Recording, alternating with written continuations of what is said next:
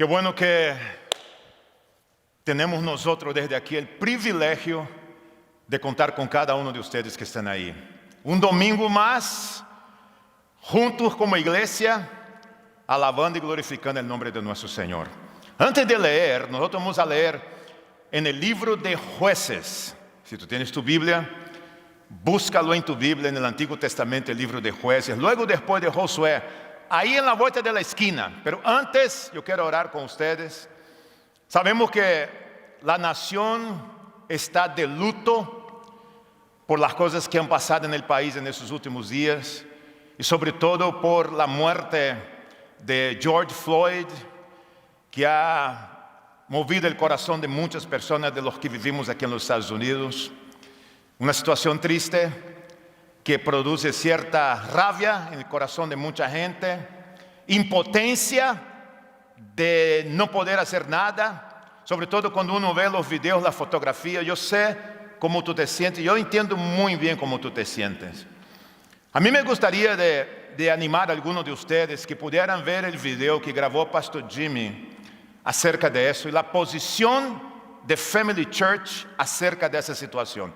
Cuando tú tengas la oportunidad, tú vas a gofamilychurch.org y vas a encontrar un video grabado por Pastor Jimmy, el pastor líder de toda nuestra iglesia, hablando acerca de eso, nuestra posición, que creemos acerca de esto. Te animo que lo hagas.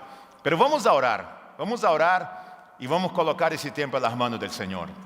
Padre, te damos gracias en esta hora. Colocamos nuestras vidas delante de ti, confiados siempre en el poder y en la gracia de nuestro Señor Jesucristo, que es aquel que verdaderamente puede fortalecer nuestras vidas, es aquel que tiene nuestras vidas en sus propias manos, es aquel de quien nosotros dependemos. Y te pedimos, Dios, que tú guardes el corazón de cada uno de tus hijos, de cada hombre, de cada mujer, de cada joven. Guarda nuestros corazones. En un mundo, Señor, donde hay tantas tinieblas, tanta incertidumbre, tantos problemas sociales, nosotros necesitamos como nunca jamás de tu cuidado y de tu protección. Colocamos, Espíritu Santo, nuestras vidas en tus manos. Ahora que vamos a leer tu palabra, que sea el mismo Espíritu Santo hablando a través de nosotros, abriendo nuestros corazones, nuestra mente, para que podamos nosotros entender tu palabra. No es acerca de nosotros, es acerca de ti, única, exclusivamente acerca de ti. Te agradecemos por ese tiempo y te alabamos en el nombre de Jesús. Amén. Vamos a leer en el libro de Jueces, en el capítulo 1, en un momento más. Ahora, antes de leer, permítame, por favor, yo creo que es siempre importante contar un poquito de lo que hay antes de esa lectura, y eso yo creo que nos va a ayudar un poco a entender lo que vamos a leer.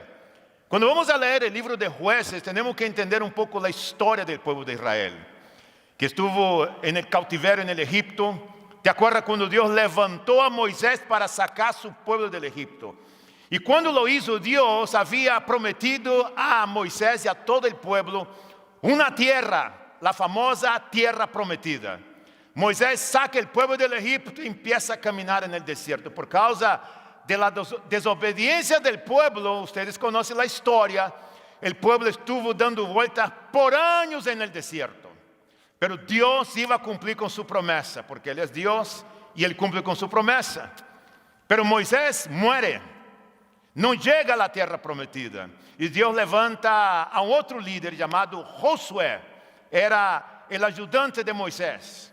Y ahí, aquellos que conocen la Biblia saben muy bien, Josué capítulo 1, Dios lo llama a Josué y dice a Josué que él tiene que ir, que levantarse, que tiene que depender de Dios, de la palabra de Dios. Pero Josué tenía un desafío enorme por delante, cruzar el Jordán y del otro lado estaban los gigantes. Josué lo hizo, llega a la tierra prometida. Y ahí entonces es a donde nos interesa en las próximas semanas, donde vamos a estar estudiando acerca de los jueces. En esta época, vamos a leer un momento, muere Josué. Pero Josué no dejó ningún otro líder para sustituirlo, para estar en el lugar de él. Entonces, en la época de los jueces, no había líderes, no había reyes. Y como no hay líderes, no hay reyes, no hay dirección, no hay rumbo, no hay visión. Y el pueblo hacía lo que le daba las ganas. Es lo que dice la Biblia, lo vamos a leer en un momento más. Resulta que cuando Dios empieza a trabajar, que Dios trabaja de una manera impresionante, Dios levanta hombres y mujeres conocidos como el nombre mismo del libro de jueces. Cuando uno piensa en la palabra jueces, algunos que vivimos en los Estados Unidos pensamos en Judge Judy. ¿Te acuerdas? La señora famosa con un martillo en la mano en un top show aquí en los Estados Unidos, que está ahí con ese martillo. A veces ella es muy chistosa, pero a veces es muy brava. Judge Judy. O quizás para los hispanos que vivimos acá, tan conocido, he dicho, ¡pay! Caso cerrado. La señora Polo. Y cuando pensamos en jueces, pensamos en una persona que está sentado detrás de una mesa en una poltrona muy grande con una capa muy negra, muy serio, con un martillo en la mano, emitiendo juicio. La palabra jueces que vamos a leer, y el libro de jueces no es acerca de ese tipo de jueces. La palabra jueces, la mejor traducción sería como caudillos, libertadores, gobernadores, hombres y mujeres que Dios levantaba para liberar a su pueblo. Ellos no eran elegidos por un grupo de personas, por gobernantes, era Dios quien los levantaba. Y cuando Dios los levantaba a ellos, los libertadores, los líderes civiles, si podemos llamarlo así, ellos eran hombres muy fieles, mujeres fieles, pero llegaba un momento y ellos fracasaban, caían. Era un desastre total. Dios levantaba otro juez. Por un tiempo, él sujuzgaba el pueblo, el juez trabajaba fiel, íntegro, pero luego caía otra vez. Y este era un ciclo, un vicio. Levantaba uno, se caía, volvía, levantaba otro, se caía. Y cada vez que se caía era un desastre completo. Y Dios seguía levantando jueces. Entre ellos está Sansón, uno muy conocido que vamos a estudiar su vida aquí en unas semanas más. Y resulta que con esto sucediendo, imagínate tú por un momento conmigo, una nación, una ciudad, un pueblo, una familia, una iglesia, un matrimonio sin líder, sin una persona que pueda dar visión, sin una persona que pueda llevar el pueblo. ¿Te puedes imaginar esto? Terrible, terrible. La mayoría de nosotros que estamos aquí o que estamos conectados, conocemos a Family Church o la iglesia familiar desde la llegada de Pastor Jimmy acá, 11 años atrás. Y hemos visto que esa iglesia durante 11 años, bajo el liderazgo de Pastor Jimmy, nosotros somos una iglesia multicultural, diferentes culturas, multigeneracional, una iglesia multicampus que estamos en diferentes lugares. Es una iglesia con visión y con una misión muy específica. A la vez es una iglesia que tiene 3 valores principales: enseñar la Biblia, edificar familia y amar al prójimo. Es una iglesia que se transformó de una, pasó a ser 3 en 2 edificios, que habla 3 idiomas, pero estamos en 13 lugares diferentes. Una iglesia que Dios ha usado para alcanzar el sur de la Florida. Eso es lo que nosotros conocemos hoy. Pero muchos de ustedes no saben lo que era Family Church antes de la llegada de Pastor Jimmy. Family Church antes de la llegada de Pastor Jimmy era una iglesia conocida como la primera iglesia bautista de West Palm Beach, con muchísimas deudas. Era una iglesia que en vez de crecer iba decreciendo una y otra vez. Una iglesia involucrada con escándalos, una iglesia que había perdido la visión, era una iglesia que estaba en un solo lugar, en un solo idioma. Era una iglesia que había estado 6 años sin líder. ¿Tú puedes imaginar una iglesia 6 años sin liderazgo? Como no hay líder, no hay visión. Como no hay líder, no tienes rumbo y no tienes dirección. Eso era así. Como Dios trajo al pastor Jimmy, y por su gracia y misericordia, porque ese es Dios trabajando a través de él, entonces Family Church, la iglesia familiar, somos lo que somos hoy gracias al liderazgo que Dios trajo.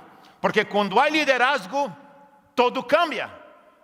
En el pueblo de Israel no había líderes, no había reyes. En el capítulo 17 el capítulo, no es 17, el capítulo 2, versículo 17, estoy yendo al revés, la Biblia dice el siguiente: en aquellos tiempos en Israel no había líderes, no había gobernantes. Para mí, cuando yo leo esto, yo veo esta frase, es una de las frases más tristes que hay en ese libro. ¿Sabe por qué? La frase se repite una y otra vez. No había liderazgo, no había reyes, no había gobernantes. Entonces tú te imaginas conmigo, no hay visión, un desastre la gente, y cada quien hacía lo que le daba las ganas. Ahí entonces, antes de Josué morir, como un buen líder tenía una gran preocupación. La preocupación de Josué era que el pueblo volviera a la vida del Egipto.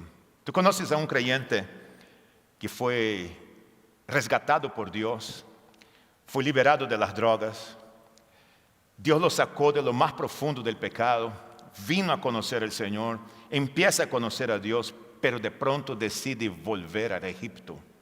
Decide volver allá atrás y vivir la vida de antes. Esa es la mayor preocupación de Josué, que el pueblo volviera al Egipto, volviera a practicar lo que practicaba antes. Hoy, nosotros vamos a leer algunos versículos del libro de Jueces. Para por lo menos sentar las bases de nuestra serie, yo creo que es importante. Acerca del valor veraz, la fuerza de Dios para poder vencer. Porque la fuerza no viene de nosotros, viene única y exclusivamente de Dios. No te olvides, cuando tú puedas, y le voy a hacer una corrección que mencioné ahorita. Jueces 17:6. Ese es el versículo que tienes que leer varias veces. Jueces 17, versículo 6. Léelo una y otra vez cuando tú tengas idea y tengas tiempo en tu casa para tener un poco de idea de lo que estaba pasando aquí. En aquella época no había rey en Israel, dice. Cada uno hacía lo que le parecía mejor. Ahora, lo que le parecía mejor era terrible. Lo que parecía mejor era pecaminoso para mucha gente, obviamente. Vamos a leer en el versículo 1 del capítulo 1 hasta el versículo 8 del libro de Jueces. Jueces 1 dice: aconteció después de la muerte de Josué, lo que acabamos de hablar, que los hijos de Israel consultaron a Jehová diciendo: ¿quién de nosotros subirá primero a pelear contra los cananeos? Y Jehová respondió: Judá subirá. Y aquí que yo he entregado la tierra en sus manos. Y Judá dijo a Simeón su hermano, no debería haber dicho, pero lo dijo. No debería haber invitado para ir, Dios dijo que no hiciera eso, pero lo hizo. Sube conmigo al territorio que se me ha adjudicado y peleemos contra el cananeo. Y yo también iré contigo al tuyo.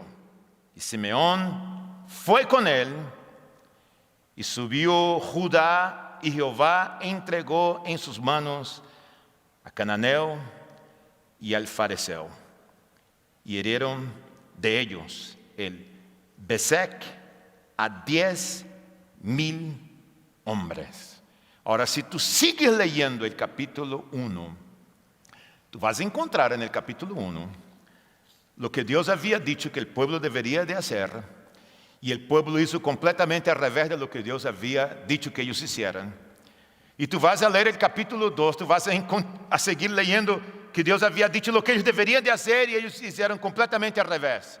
E Deus dizendo a eles, há que sacar a los cananeus, não podem ustedes mesclar-se com os cananeus, há muita lujuria, os cananeus têm deuses paganos, há que sacarlo, há que sacarlo. E tu vas encontrar isso em todo o capítulo 1. Eles começaram a lutar em contra de los cananeus, sacar a gente, pero como não havia muito resultado, se acomodaram e em vez de sacar o inimigo, passaram a viver juntamente com o inimigo. Eu quero que nós meditemos nesta hora em 3 coisas que eu creio que é importante que podemos aprender de los errores del pueblo de Israel. Tu sabes aquilo que tu ves que alguém está haciendo que não é correto, e lo que tu deverías de hacer es justamente el opuesto de lo que esta persona o tu amigo, tu compañero está haciendo, y no hacer lo que él está haciendo. Esa es la enseñanza para nosotros hoy. ¿Qué es lo que nosotros podemos aprender del pueblo de Israel y hacer el opuesto de lo que hizo el pueblo y aprender de los errores del pueblo? Hay 3 cosas que a mí me gustaría de compartir con ustedes y podemos ver en todos los textos que podemos leer en ese día acerca del pueblo de Israel. La primera cosa que ocurrió, que tú vas a encontrar en el texto, ellos se olvidaron de Dios. El pueblo de Israel se olvidó de Dios, se olvidó de donde Dios le había sacado. Nosotros, tú y yo, debemos recordarnos de Dios. Ellos se olvidaron de Dios, nosotros debemos recordarnos de Dios. Mira lo que pasó, según el texto.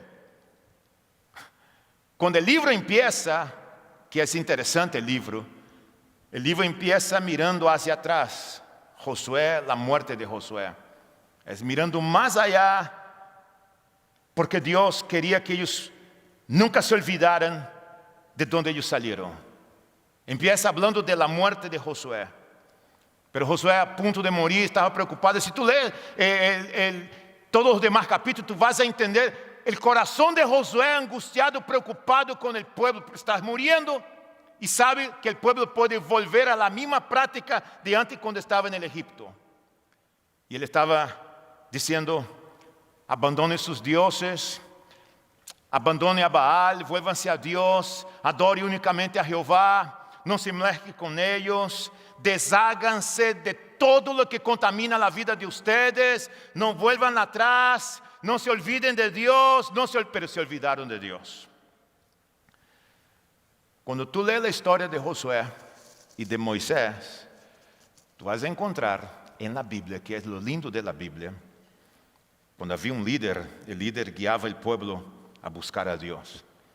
El líder guiaba al pueblo a la presencia de Dios. Como no hay líder y no había un liderazgo, tú puedes darte cuenta que lo triste de ese libro es que había una generación de padres quebrantados, humildes, que buscaban a Dios, pero esos padres se olvidaron a transmitir su fe a sus hijos. Entonces la generación creció sin el temor de Dios, sin conocer realmente quién era Dios.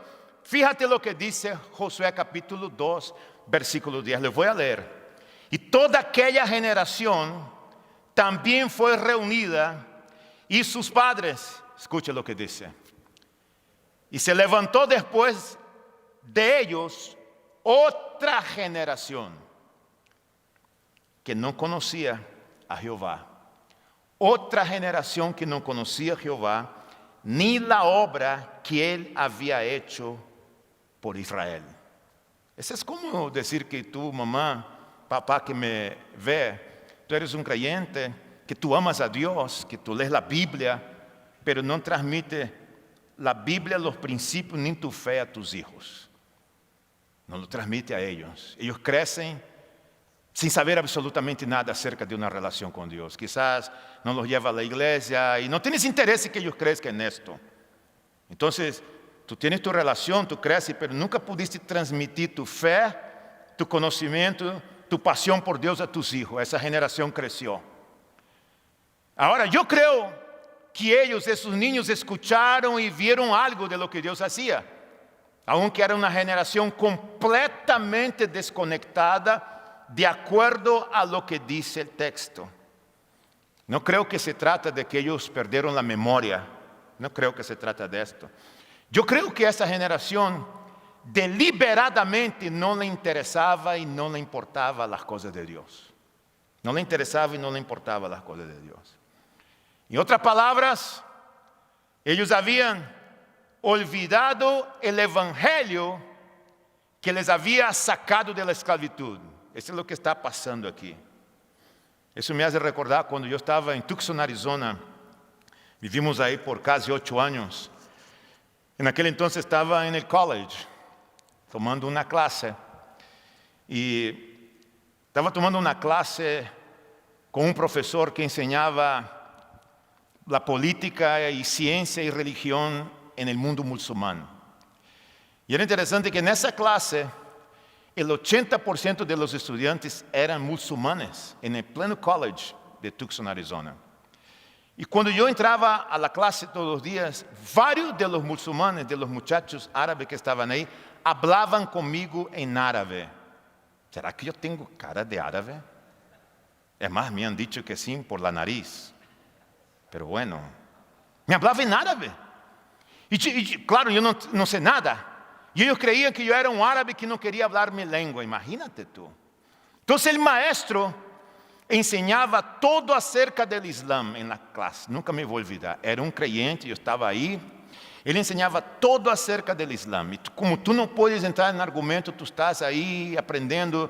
Todos teníamos el Corán, íbamos a la clase con el Corán. El semestre que seguía, tomé la clase de religión. Y en esa clase, no me voy a olvidar, era el Evangelio según San Juan. Varios estudiantes y todos tenían consigo el Nuevo Testamento. Y con lo que más me llamó la atención de todo esto era que era el mismo maestro que enseñaba el Islam, el mismo maestro en el semestre que seguía, enseñaba el Evangelio de San Juan. Y en el Evangelio de San Juan, cuando él enseñaba, él ponía a Jesús de menos, ponía a Jesús a un lado.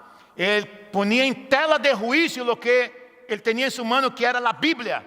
Ahora, yo nunca había conocido una persona con tanto conocimiento del griego siendo secular. Estoy hablando de un college secular. Pero ele conhecia toda a história de Jesucristo, todo o que passou na infância, a niñez de Jesucristo, detalhes que tu não vês na Bíblia.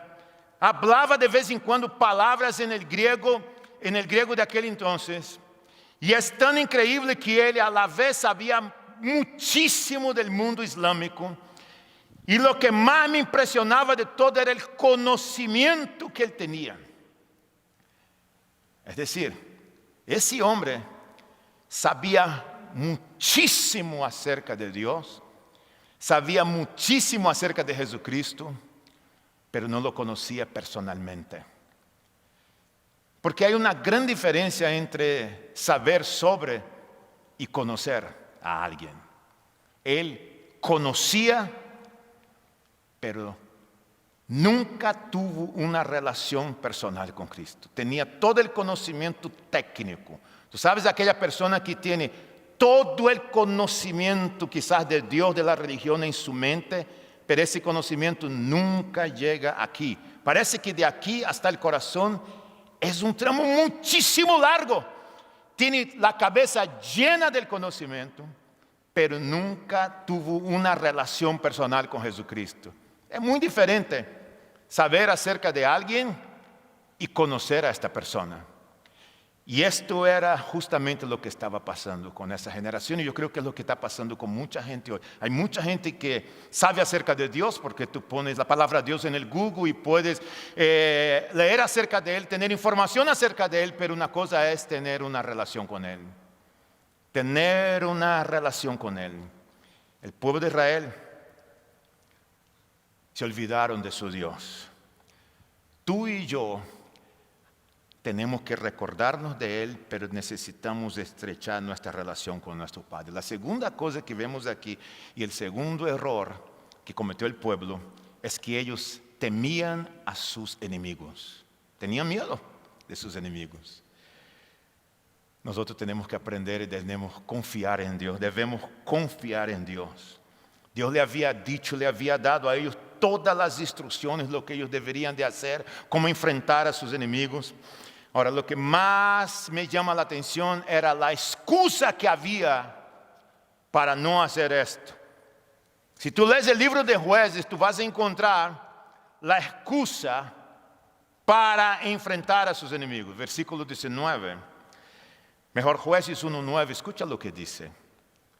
Y Jehová estaba con Judá, en el capítulo 1, quien arrojó a los de las montañas, mas no pudo arrojar a los que habitaban en los llanos. ¿Sabes por qué?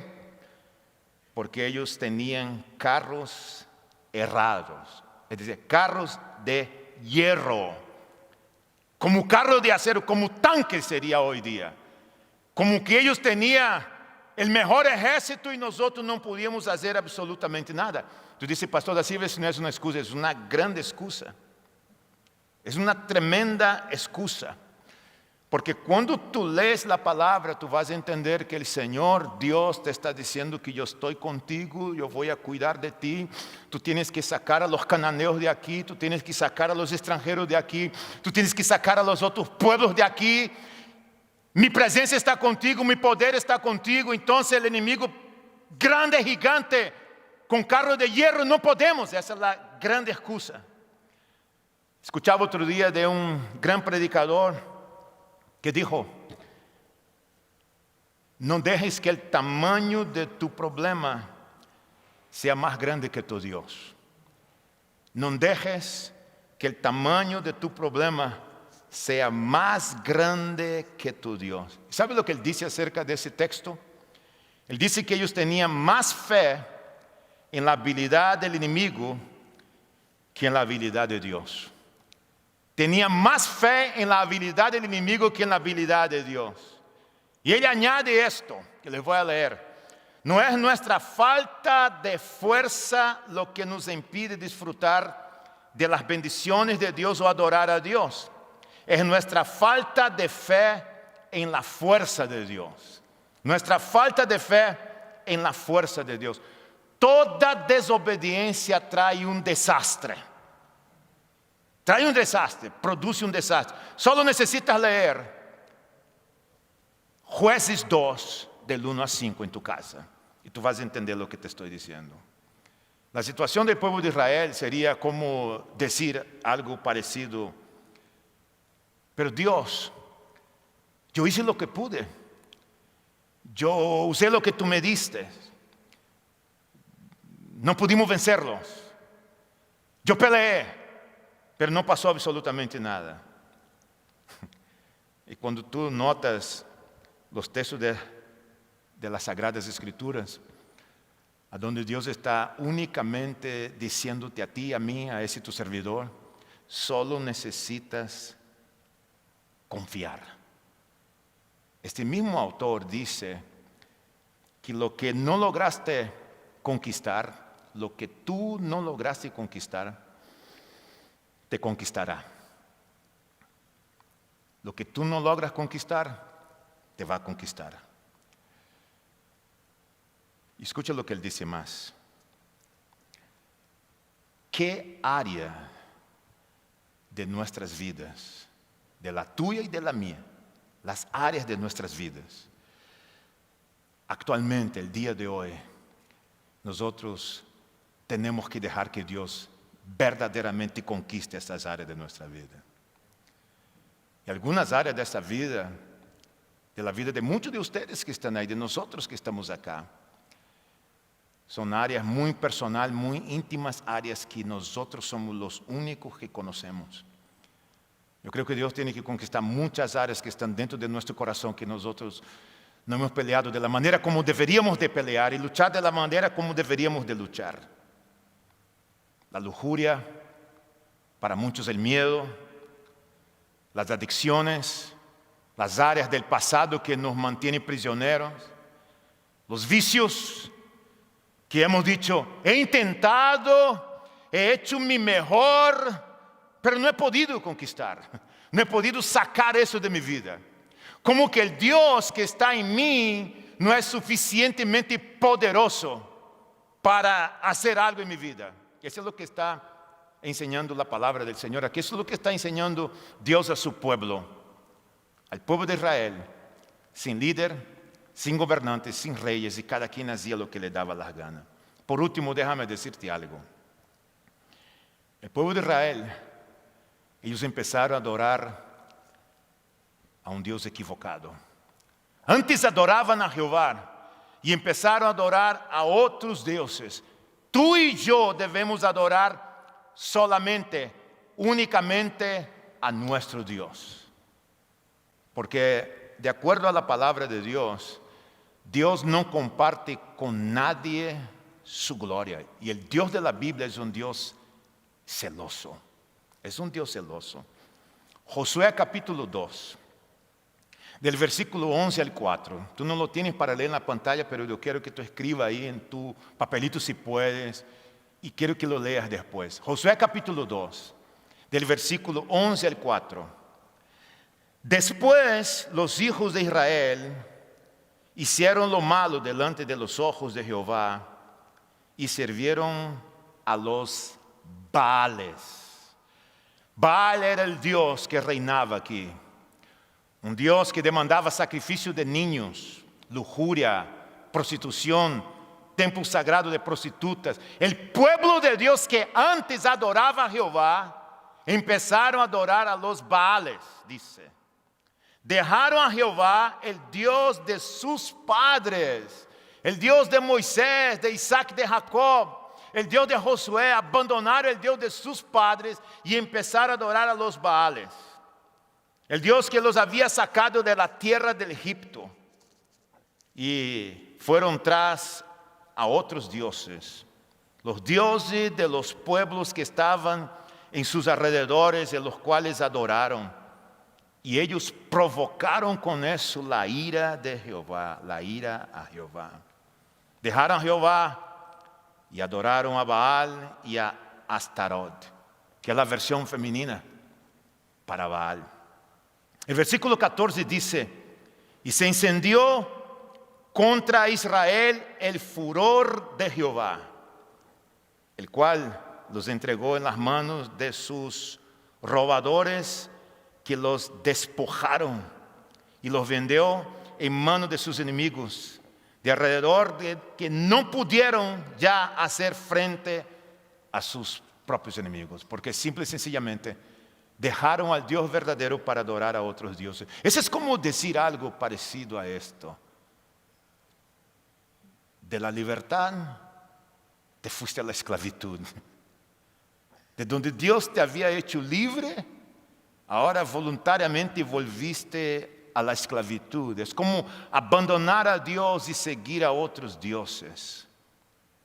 Pero de manera voluntaria. Porque todo es acerca de decisión de cada uno de nosotros los seres humanos. Lo que he visto con los ídolos de hoy día es que los ídolos de hoy día prometen libertad, prometen, pero lo único que te garantiza es la esclavitud. Es así como trabaja el diablo. Promete grandes cosas a la gente, promete bendiciones a la gente. El diablo promete prosperidad a la gente va a la búsqueda de esto. Y te da. Lo más increíble que el diablo te da. Y algunos creen que es Dios que te está dando. Pero todo lo que el diablo te da, tú puedes estar seguro que eso no va a ser gratis. Él te va a pedir algo de regreso. Y cuanto más Él te da, más Él te esclaviza. Cuanto más Él te da, más Él te esclaviza. Es como un vicio, como una adicción. Porque ¿qué es una adicción? Es todo aquello que tú haces y te da placer. Y porque te da placer, el placer es una recompensa. Y cuando te da la recompensa, más tú quieres hacer porque tú tienes recompensa. Y tú piensas que tú vas a salir, tú no puedes salir. Porque cuanto más tú haces, más te da placer y te da recompensa. Y la recompensa es grande. Entonces tú te sientes ya atrapado y estás esclavizado con algo que empezó bien pequeño. Es así que funciona. Es así que funciona. Dios es un Dios celoso. No comparte su gloria con nadie. Si nos preguntara a ti y a mí en ese día, ¿a qué Dios sirves? ¿Cuál es el Dios que tú sirves? Tú sabes que los ídolos modernos de hoy vienen de varias formas y de varias maneras y de varios colores y de varios tamaños. Y muchos de nosotros estamos atrapados en ellos. Estaba leyendo un comentario que alguien hizo otro día acerca de un libro escrito acerca de Michael Jordan. Es más, ya se pasaron 31 años de las famosas zapatillas que nosotros en aquella época pensábamos que cuando poníamos el Nike Air íbamos a volar en la cancha. ¿Sí? ¿Te ha pasado?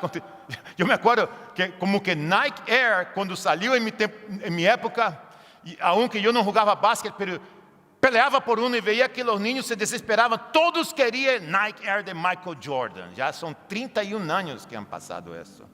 Alguien estaba contando otro día la historia de que Michael Jordan fue a visitar a algunos de sus amigos. Ese está en uno de sus libros. Y estaba ahí con un grupo de amigos visitando a su compañero y de pronto ele sentiu un poco de frío, necesitaba una chaqueta de frío. Y su amigo en la casa dijo, Michael, vete al armario allá que tú vas a encontrar algunas chaquetas. Y Michael fue al armario, o al ropero guarda-roupa en portugués. Y cuando llegó allá buscando una chaqueta para el frío, se dio cuenta que ahí el amigo dele tenía otras marcas que no eran Nike. Tenía Puma, tenía Adidas.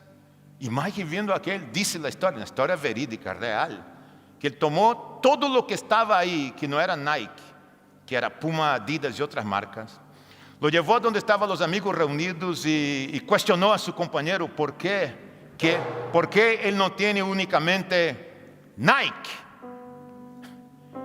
Dice la historia que él volvió otra vez al armario, trajo todo lo que había ahí, agarró una tijera y cortó en pedacitos, cortó todo en pedacitos y fue y lo tiró en frente de los que estaban ahí.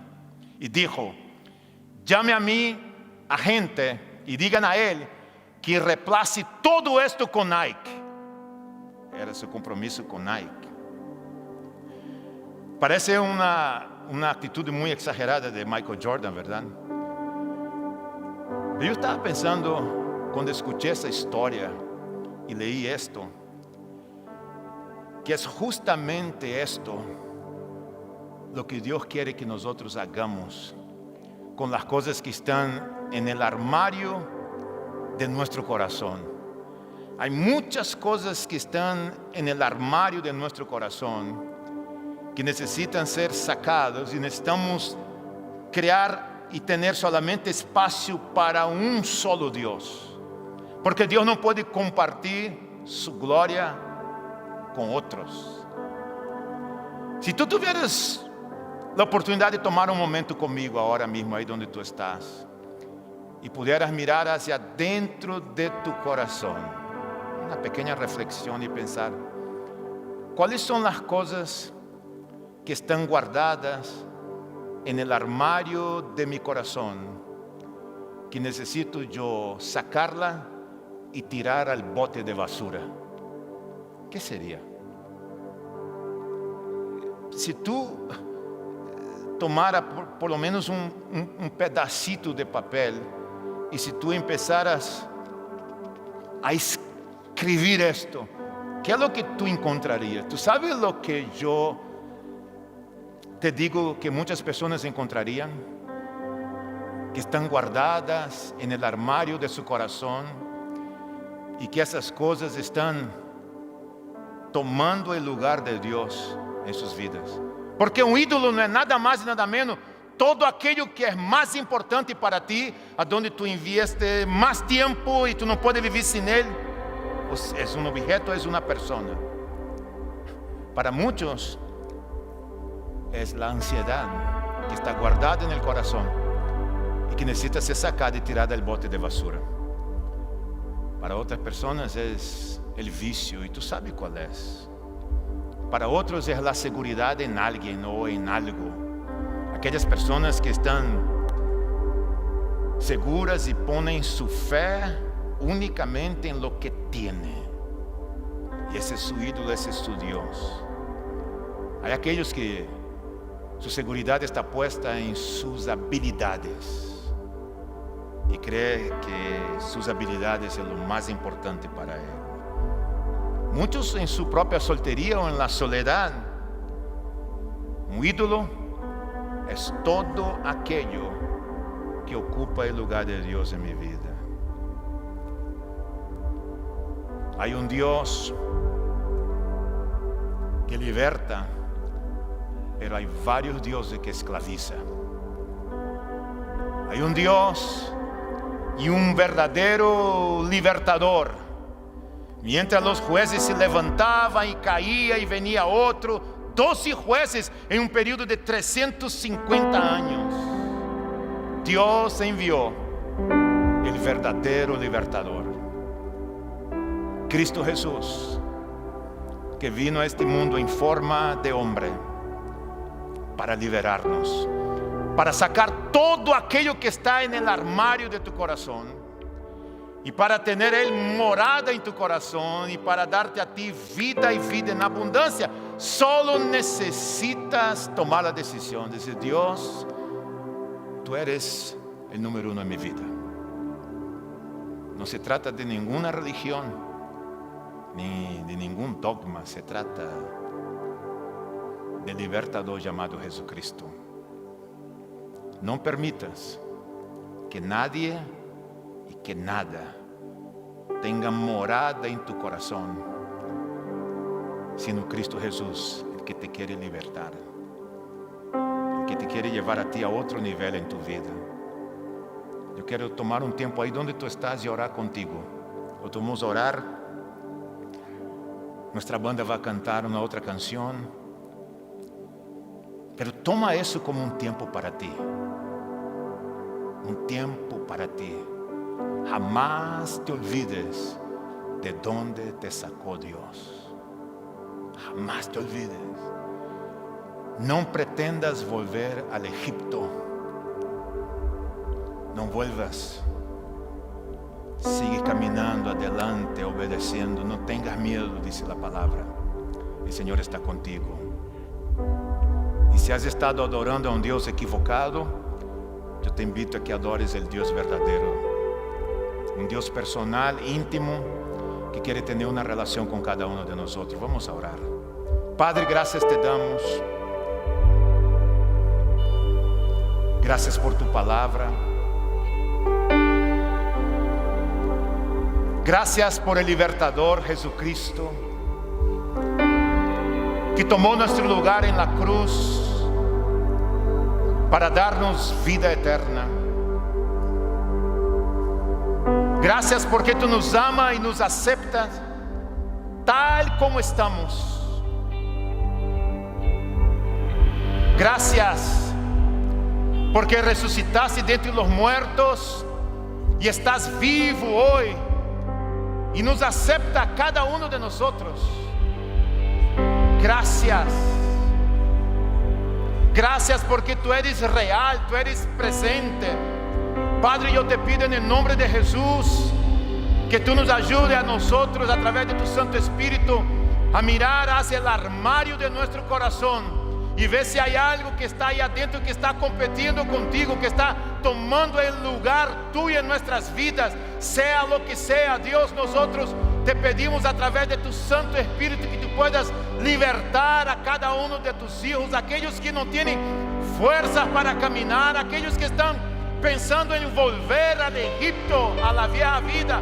Padre, fortalece sus vidas. Quizás aquellos creyentes que escucharon tu palabra, que supieron acerca de ti, que hoy están adorando a otros dioses, Señor, que tú puedas traer convicción a sus vidas, que a través de tu Santo Espíritu puedas rescatar a sus vidas. Padre, clamamos a ti, te necesitamos y pedimos en el nombre de Jesús que seas tú, Dios, obrando a través de tu Santo Espíritu.